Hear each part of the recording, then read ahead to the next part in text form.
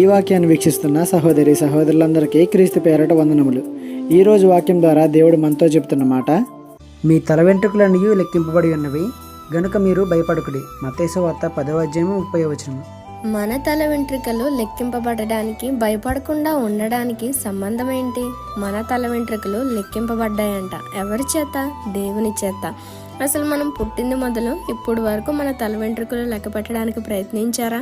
ప్రయత్నించినా ఫలితం ఉండదు. ఎందుకంటే ఎన్ని వందల వెంట్రుకలు ఊడిపోయి ఉంటాయి, ఎన్ని వందల వెంట్రుకలు మొలిచి ఉంటాయి. మనకి అసాధ్యమే, కానీ దేవునికి సాధ్యము.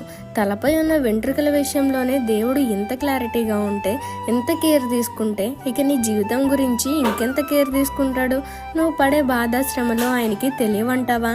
ఆలోచించు. కాబట్టి దేవుడు నీకు తోడుగా ఉన్నాడని గుర్తించు. తగిన సమయంలో అన్నిటినీ అందరికీ ఆన్సర్ ఇస్తాడని విశ్వసించు. ఈ చిన్న సువార్త పరిచర్యలో మీ సహోదరులు. God bless you. ఆమేన్.